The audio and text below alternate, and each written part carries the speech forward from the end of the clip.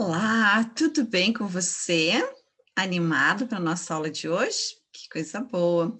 Mas antes precisamos refletir um pouquinho no que o Senhor tem para mim e para você nessa aula hoje, ok? Então vamos lá. Olha que lindo que está escrito em Salmos 37, versículo 24. Ainda que caia, não ficará prostrado, pois o Senhor o sustém com a sua mão. Então lembre-se, caminhando com Deus, nenhuma queda ou dor, ela é definitiva. Ele já te ordenou, seja forte e corajoso, não temas, ok? Ótimo! Essas palavras fortaleçam você. Assinale lá na sua Bíblia. Quando você estiver precisando de forças, abra lá em Salmos 37, 24 e se reerga, se reanime, ok? Muito bem. Agora nós precisamos resolver algumas questõezinhas, a fim de que você fixe bem a questão da interpretação. Estamos trabalhando agora interpretação e compreensão. Só que hoje, especificamente, vamos trabalhar interpretação textual. Tudo bem? Sim, professora. Ótimo. Então, vamos lá. Aqui você tem o texto 1. E aí você tem o texto 1 é um texto verbal, e o texto 2 é um texto não verbal, e o texto 3 também não verbal. Mas junto você tem o texto verbal, então o texto 2 e o 3 são textos híbridos, tem a linguagem verbal e a linguagem não verbal. Tudo bem? Tudo. Como você está desenvolvendo a interpretação, você pode ir direto para o enunciado. Vamos ver se entendemos o enunciado primeiro? Ótimo. Quando você chega no enunciado, o que você faz? Você grifa algumas palavras que são chave. E olha o que é interessante. O texto 1, ele foi parte, o texto 1 foi parte de um discurso proferido em um filme da década de 40. Então, é um discurso de um filme, ou melhor, em um filme de 1940. É o primeiro texto, já explicou para você. O segundo, as duas, o texto 2 e o texto 3, são o quê? Tiras. E essas tiras, elas foram produzidas no século 21, nosso século agora. Então, há uma diferença temporal entre elas? Sim, professora. Se um de 1940 ou do século 21, há uma diferença temporal. Mas há também o quê? Convergência entre eles. Olha as palavrinhas aqui. Então, até aqui, tudo correto. Um texto de 1940, dois textos do século 21, o tempo entre elas é diferente, mas a convergência com relação ao quê? Ao assunto. Então, dessa forma, podemos inferir, e aí você entenda que aqui essa questão realmente é de quê? De interpretação e não de compreensão, porque tem a palavra inferir. Então, a partir das informações que foi dada para você, você consegue pensar agora o que é o ponto comum entre o texto do discurso e as duas tiras. Mas olha o que pede para você assinalar, exceto aquilo que não é comum entre elas, que diverge entre esses três textos, ok? Marcamos as palavras-chave, agora você vai precisar o quê? Retornar. Nós vamos retornar a esse texto para entender realmente.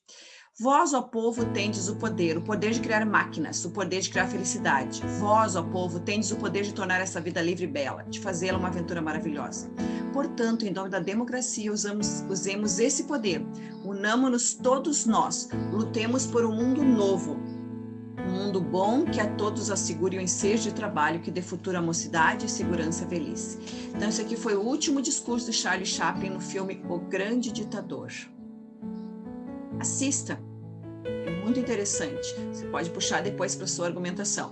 O texto 2, eu tenho então a tirinha do Armandinho. E ele está paradinho ali, quietinho, ouvindo, e alguém está dizendo para ele: essencial à vida de todos os seres vivos começa com a letra A. Como você conseguiu errar essa? É óbvio que é água. O que você colocou na prova? Amor. Olha, essencial à vida de todos os seres vivos começa com a letra A. Então agora eu tenho o pai falando com o Armandinho e eu tenho agora o Armandinho respondendo. Duas gerações diferentes, mas preste bem atenção. Texto 2. Diferenças nos separam. Conversando agora com o sapinho dele ali, ó. Semelhanças nos unem. O que tem mais importância? Somos nós que escolhemos, ok? Nós vamos escolher que as diferenças ou semelhanças nos aproximem e nos afastem.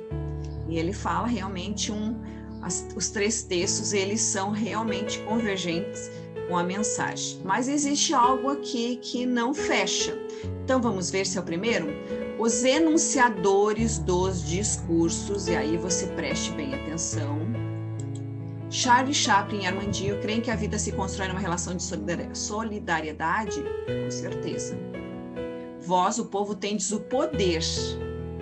Vai dizendo, né? As falas de Armandinho buscam levar a uma reflexão sobre a necessidade de viver em harmonia, assim como o de Chaplin?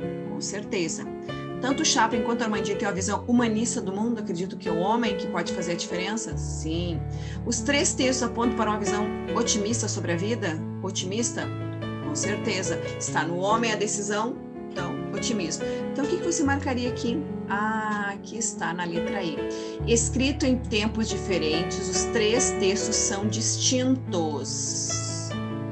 Enquanto o primeiro aborda sobre a guerra, o segundo descreve questões da natureza, o terceiro destaca a diferença entre seres humanos e animais. Mas eles falam sobre o mesmo assunto, que é a humanidade. Está no poder do homem usar este poder para fazer a diferença e viver em harmonia com todos os seres vivos. Ok? Então, o que foge, o que é exceto, é a letra E. Tranquila essa questão, né? Vamos à questão 2. E aí, na questão 2, você tem aqui um trechinho que foi publicado na revista Super Interessante. E uma das coisas que você precisa fazer na hora de estar interpretando é você olhar a fonte, porque aí você já sabe o tipo de texto. Super Interessante é uma revista que passa informação. Eu tenho o que então? Um texto informativo. Nova Delhi baniu mais de 1 milhão de carros das ruas em um projeto piloto para tentar combater a poluição. Das 20 cidades mais poluídas do mundo, 13 são indianas. Isso é fevereiro de 2016, essa informação. Agora vamos entender a organização das ideias. Organização das ideias. Ideias são o quê? Pensamentos. Desse texto consta respectivamente, aí diz assim, desse texto aqui, que você consegue inferir esse texto, a organização das ideias, já que é um texto informativo, se dá qual é a ordem que eu tenho aqui? Pelo fato, Nova Delhi baniu mais de 1 milhão, esse é um fato. Em um projeto piloto, esse é o modo como foi feito. Qual é a finalidade? Para tentar combater a poluição. Ótimo. Qual é a justificativa? Porque 13 cidades indianas das 20 mais poluídas as 13 indianas são as que fazem parte desse grupo das 20 mais poluídas. Então, qual você marcaria aqui? A letra D. Fato, modo, finalidade e justificativa. Você percebeu que você precisa aqui fazer inferências do que você tem de conhecimento, o que é fato, modo, finalidade e justificativa? Você lembra que isso tem a ver com advérbios, tem a ver com conjunções, orações subordinadas, ok? Então, isso você já aprendeu, é o seu conhecimento escolástico. Agora você está colocando em prática na hora de interpretar. Interpretar, então, é fazer inferência. E aí você tem agora o texto 3.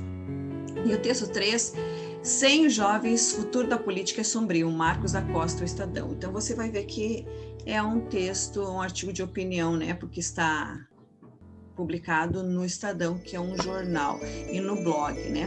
politicaestadão.com.br. E aí você consegue perceber que ele é um texto grande. Então, você vai direto para o enunciado, mas depois, calmamente, você leia esse trecho desse texto aqui, porque ele fala sobre algo bem pertinente, ok? Mas, nesse momento, nós vamos direto ao enunciado, ok? Sim. Desse trecho, trata-se de uma geração que se vale de métodos mais críticos para medir a qualidade do serviço público. Nas linhas 32 e 33, você pode voltar na linha e dar uma olhadinha. Considerando o seu contexto, considerando aonde está essa expressão ali, traça uma geração que se vale de métodos mais críticos para medir a qualidade do serviço público. O que você consegue inferir? Olha, novamente uma questão de interpretação. Inferir, busca o seu conhecimento de mundo, o seu conhecimento escolástico. Então, o que você marcaria aqui? Que nem toda geração se valeu de métodos mais críticos para avaliar a qualidade do serviço público. Certo? Porque está falando sobre o quê? Tem jovens, futuro da política sombrio. Essa é uma questão que envolve interpretação e você é muito bom nisso. Tudo bem? Tudo bem, professora? Vamos agora fazer a questão 4. A questão 4, então, tem novamente um texto híbrido, que é a linguagem verbal e não verbal. E aí eu tenho o Armandinho aqui, né? Observe a tirinha.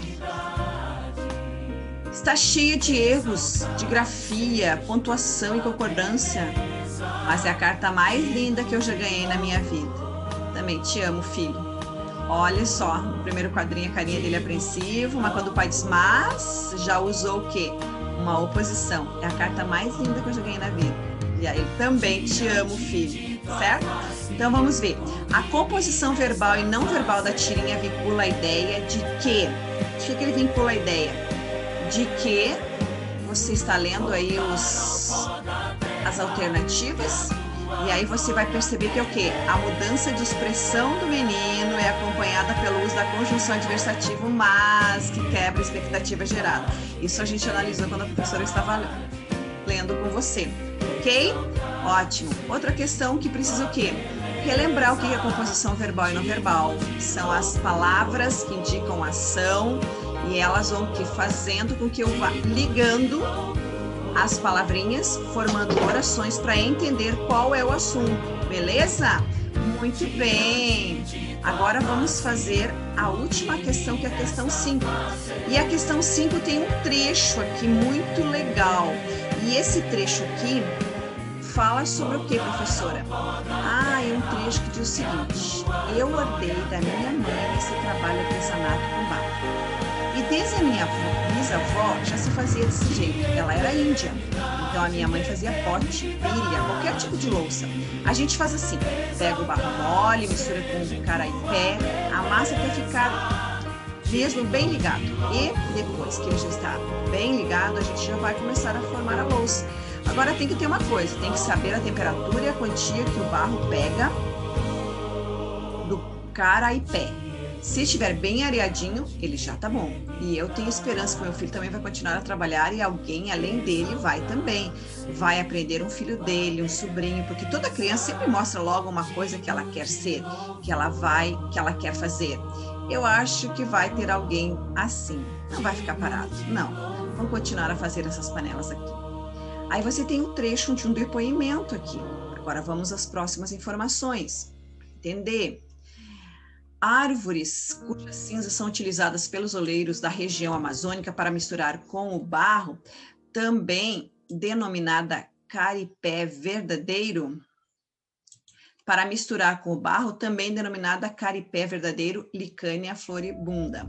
O depoimento de Maria da Saúde, olha, então, foi o que nós conversamos, ó. Depoimento de alguém, né? Que está o nome da pessoa. E é uma artesã do Pará.